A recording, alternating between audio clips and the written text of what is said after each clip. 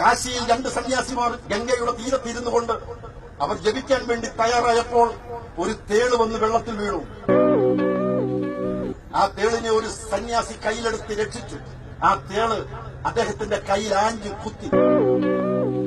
വേദന കൊണ്ട് അദ്ദേഹം പുളഞ്ഞു. പക്ഷേ തേളിനെ അദ്ദേഹം രക്ഷിച്ചു. വീണ്ടും ആ തേള് വെള്ളത്തിലേക്ക് വീണു. ആ സന്യാസി ശ്രേഷ്ഠൻ ആ തേളിനെ വീണ്ടും കയ്യിലെടുത്ത് രക്ഷിച്ച് വീണ്ടും കരയ്ക്കെത്തിച്ചു. തൊട്ടടുത്ത് സന്യാസി ചോദിച്ചു, നിങ്ങൾ രക്ഷിക്കും തോറും നിങ്ങളെ കുത്തുകയല്ലേ, പിന്നെ എന്തിനാ വീണ്ടും രക്ഷിക്കുന്നത് എന്തിനാണ്? അദ്ദേഹം പറഞ്ഞു, കുത്തുക എന്ന് പറയുന്നത് തേളിന്റെ അതിന്റെ സഹജമായ സ്വഭാവമാണ്. എന്റെ സഹജമായ സ്വഭാവം അതിനെ രക്ഷിക്കുക എന്നുള്ളതാണ്. അതാണ് രണ്ടും തമ്മിലുള്ള വ്യത്യാസം. ഭാരതീയ ജനതാ പാർട്ടിയുടെയും BMSന്റെയും ലക്ഷ്യം ഈ നാടിനെ രക്ഷിക്കുക എന്നുള്ളതാണ്.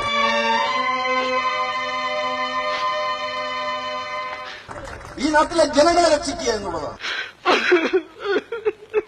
ഭാരതീയ ജനതാ പാർട്ടിയും BMSും പോലുള്ള പ്രസ്ഥാനങ്ങൾ ഇവിടെ ഭൂരഹിതർക്ക് വേണ്ടിയാണ് പറയുന്നത്. ഭൂമി ഇല്ലാത്തവന് ഭൂമി കൊടുക്കണമെന്നാണ് പറയുന്നത്.